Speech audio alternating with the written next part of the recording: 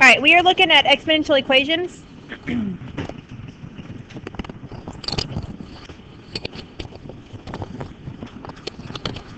Exponential functions, and then we're going to look at compound interest.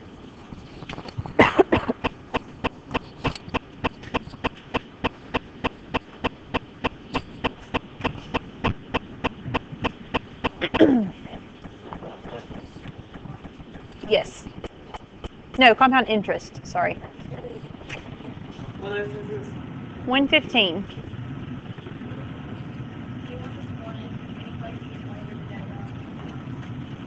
All right, so if you have 10 squared equals 10 to the x, what does x have to equal?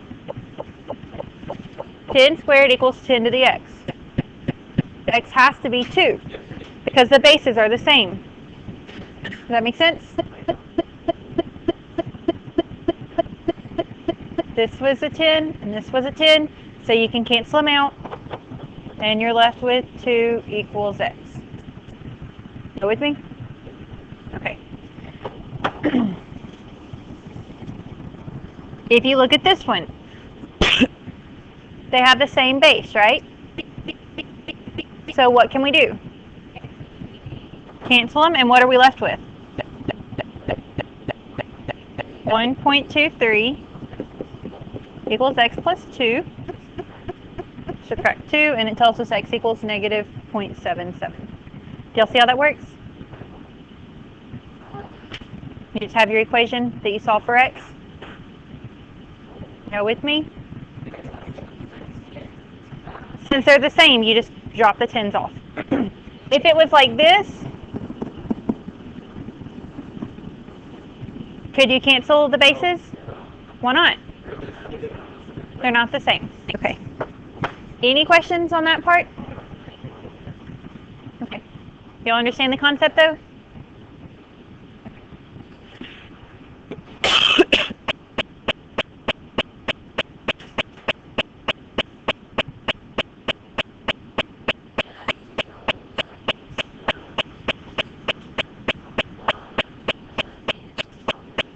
Okay. Okay. We're actually going to be using logs today. Right now, we've got 17 equals 10 to the x plus 2. You could do guess and check and figure out, right? You could just like plug in random numbers. And it would take a while before you'd get it, probably. But the other day, we learned how to write numbers as 10 to the something. How do I write 17 as 10 to the something?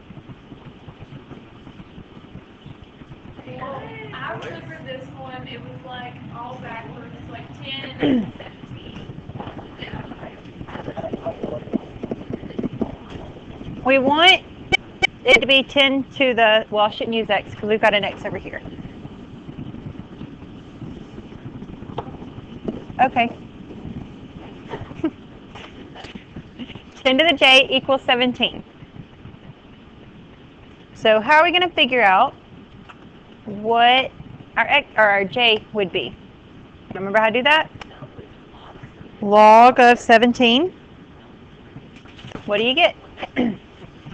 Let's check. So Kayla says she thinks it's 1.23. See if 10 to the 1.23 equals 17. It's close. We rounded it, right? You just did 10 to the 1.23. And it's close to 17.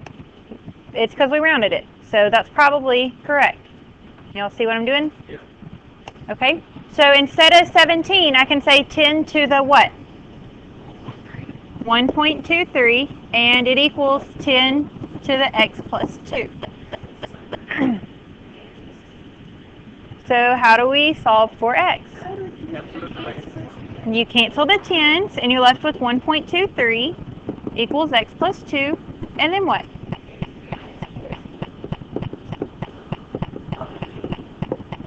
You'll see how that works? Oh, yeah, it was the same side.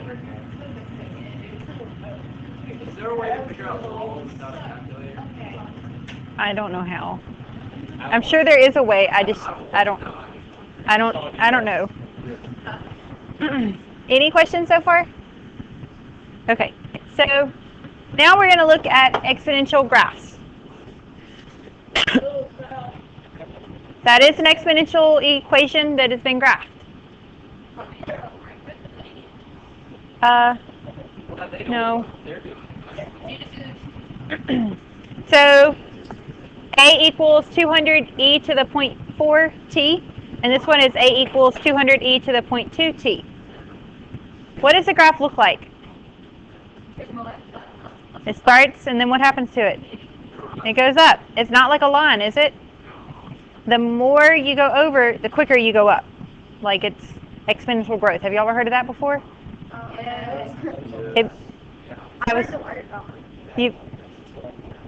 Yeah, exponential growth. Like after one day, it may be this much, but after 2 days, it doesn't go up just a little bit. It has jumped up like a whole bunch. Like every day or whatever, or every... Yeah, like it only jumped up like that much right there. But do you see how over here it jumped up more than just a little bit? It like increases more every time it goes by. So that's what they look like. They're going to be as a function of time. Instead of an x-axis, it's a t. And this isn't really your y-axis, it's like your amount. So the amount that you have after a certain amount of time. And that's what they would look like. Do what? Yeah, this is an example. We're going to actually work it out. So we started with 4.25 ounces of radioactive material, and it decayed exponentially. So what does decay mean? Okay, so we started with some, and then does it get bigger or smaller? Smaller. We're going to have more or less than 4.25 ounces. Every year, we're going to have less than we started with. Does that make sense? Okay. Y'all probably dealt with this a little bit in chemistry. Have y'all heard of half-life before? Yes. Oh wait, y'all aren't in chemistry this year. But y'all have heard of half-life? That half-life is an exponential type of thing. I don't know what to call it. You use exponential equations to figure out what the half-life is.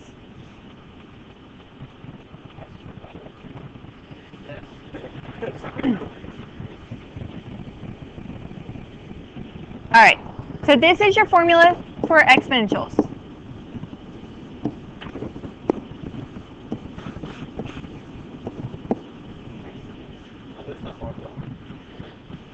You probably don't know what your variables represent. You've got a t, you've got a sub o or 0, you've got e, you have k, and you have t.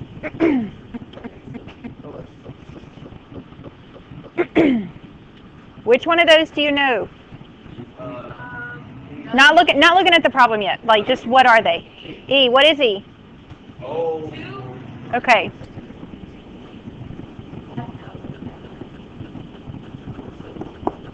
It's your constant number. Where do you find that?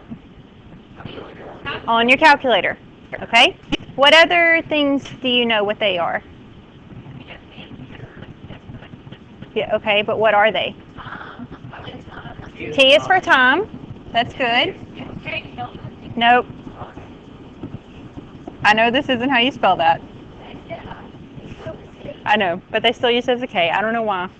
But that's not really how you spell constant. I got that. But your K is like the amount. Okay, the amount at t equals 0, at the original amount you start with, and then this is the amount after a specific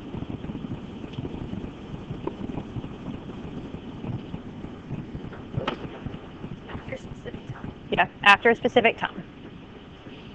Okay, does that make sense so far?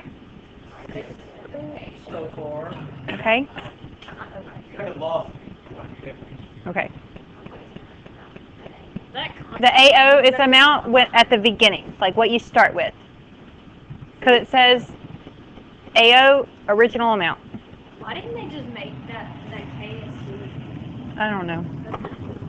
All right, so 4.25. What is that?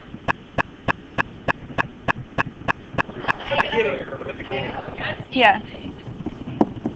Our beginning amount in the beginning.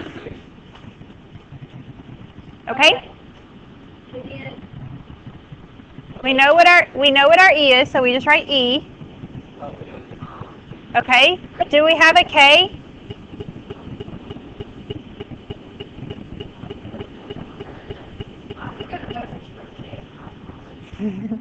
Very good. We haven't gotten to the 30 yet. We got to find our K. So after 10 years, what amount do we have?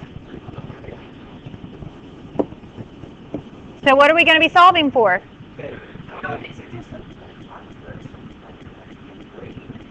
Uh-huh. It is, basically. Like inversely and directly. Okay, so what we need to do is get our E part by itself. So what is in front of the E? Okay, so we're going to divide both sides by 4.25.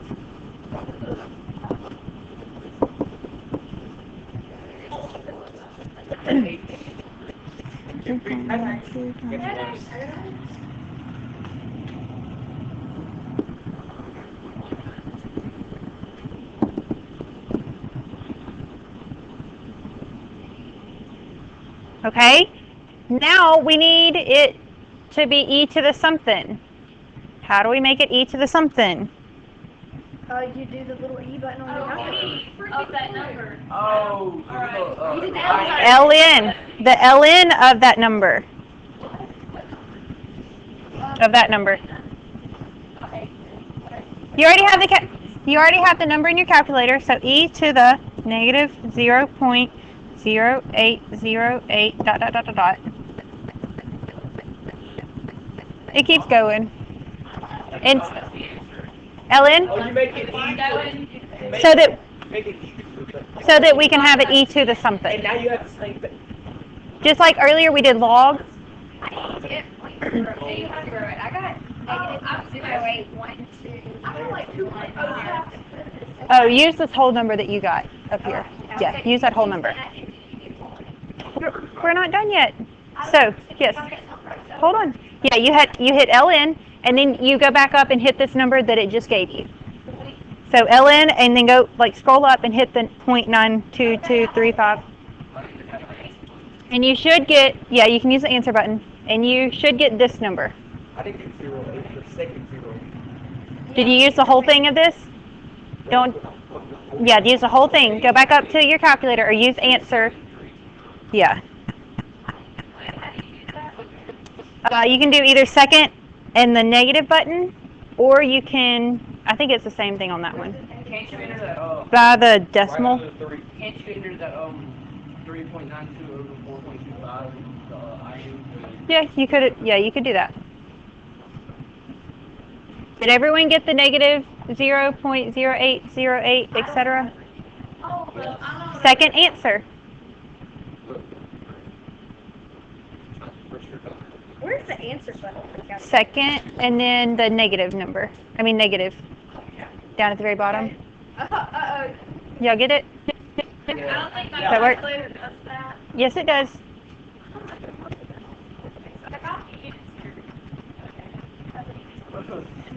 You gotta do ln and then hit the answer. The constant is so small. We're not done yet. Okay, so you do ln of 3 point whatever. Divided by 4.25. You can do it that way. And then you get like 2, 7, 32, See, now you go back to what we just learned, same basic. like 0.0808. Yeah. Okay, so now what do we do? Now that we have this number, we have the same base, so we end up with negative. So how do we solve for k? Take the number you already have in your calculator and divide by 10. Okay.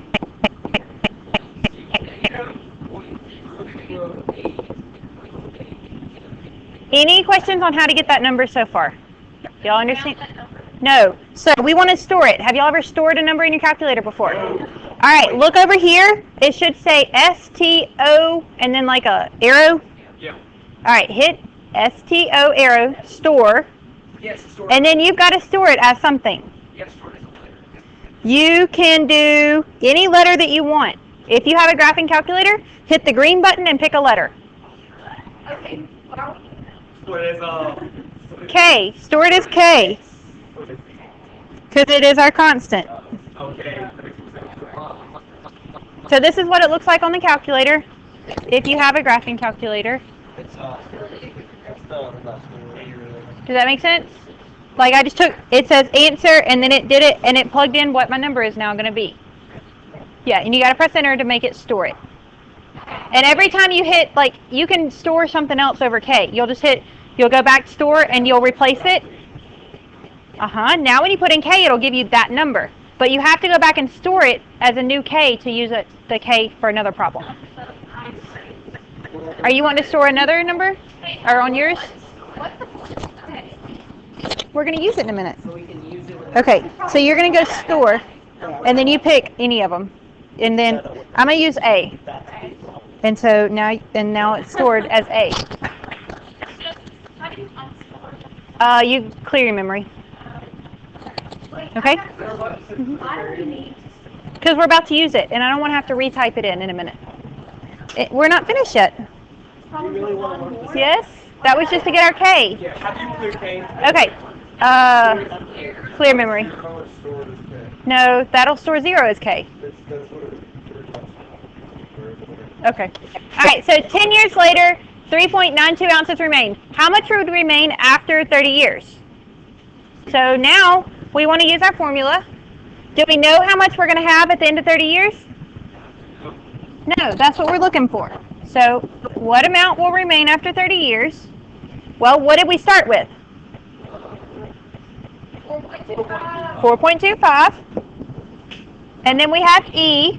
What is our K? Whatever variable you just saved it as. Whatever variable you saved it as. So put it. I stored it as K. So I'm going to put a little K. If you stored it as A, put an A. If you stored it as X, put X. And then what is our time? 30. So now we got to put it in the calculator. Can I clear? Can I push clear in this? Because that's how long we're looking for. Can I push clear in this? Will it still be there if I push clear? Yeah, it'll stay stored as long as you don't clear your memory. That's my number is 8 or 10.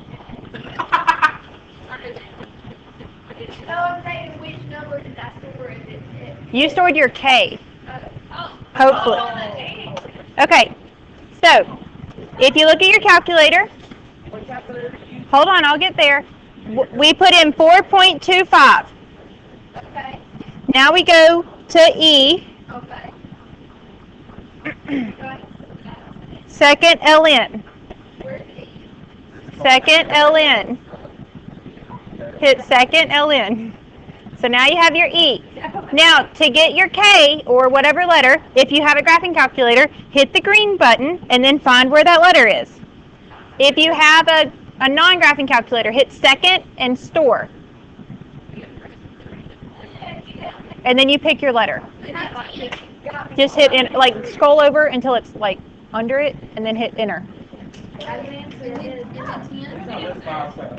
Yeah. Okay? And then what else do I need behind my K? Times 30. Times 30. Dang it. Oh, crap. I got that. Oh, crap. 3.3348. Yes.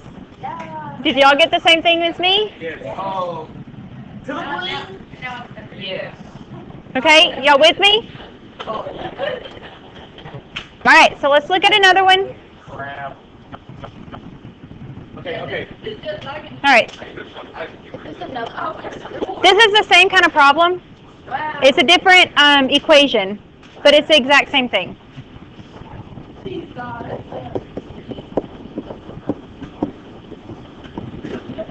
This is if you're doing science stuff, and this is if you're doing money stuff. Oh. P is for principal, and that's really the only difference.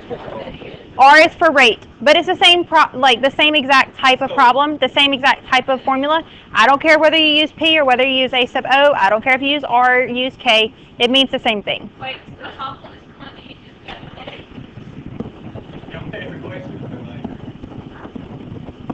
It's just a different, variable, different. Yeah. Yeah. What? I'm pretty sure that's the Pretty sure. it might be a first thing I've learned in math that I actually use like in real life. Yeah. First thing ever. Mhm. Okay. So I don't care which one you use. You can use them both, you can use both either one of them for either money or science, because the formula is basically the same. It's just a different variable. Does that make sense? Okay. So let's look at an example. Roger deposited $5,000 in an interest-bearing account that paid 7.5% interest compounded continuously. How much money did he have in 10 years? That's in 1 year? No, I'm talking about the 30. He put $5,000 in the account.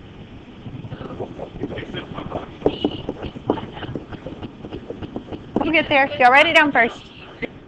We'll get there. Just write down the problem first.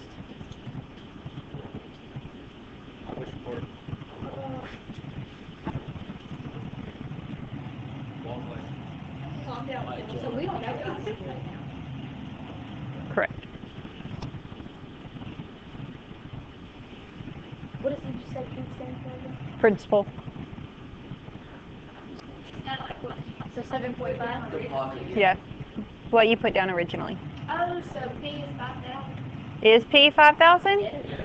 Okay, what is our A sub T? A sub 10 years, right? How much did he have the amount in 10 years? Miss Chelsea. What is our P? 5,000. Why is it 5,000? Okay, our E is just E. What about our rate? 7.5. Percent. No, 0.5. 0.75. Because it's a percentage, so you got to change it into a decimal. And then 10. Why 10? Okay, so if you can put that in your calculator, go ahead. If you need help, come look up here. Oh, it just means amount at the time. Do we really need that? No, not really. Oh, that's a lot of money. Oh, rich! Oh.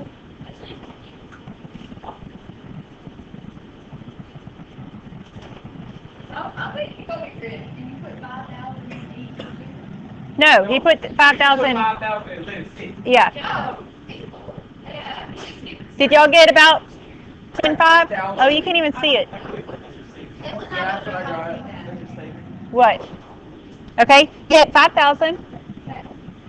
Go second LN, Okay. and then it should exponent. And then you put 0.075 times 10. And then enter. And you should get 10, 5, 8, 5. Did that work? Huh? Nope. That is our A sub T. Because on this one we had everything but A sub T, so that's what we were solving for.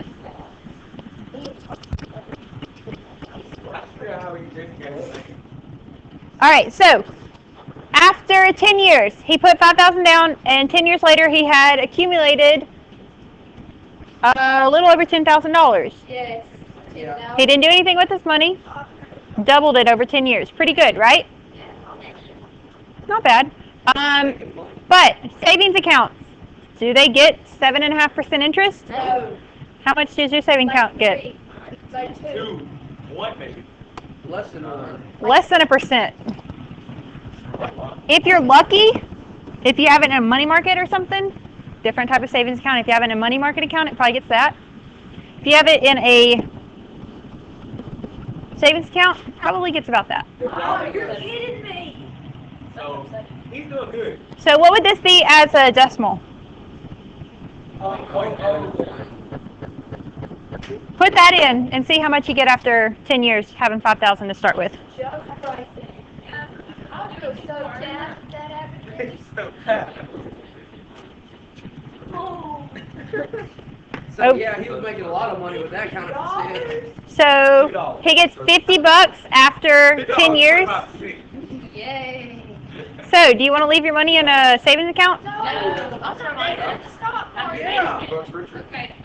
He's doing good. After inflation, he lost money because inflation's 3 to 4% every year What? on average. Yeah. So anyway, just a thought there. Okay, to the bridge. All right, y'all ready?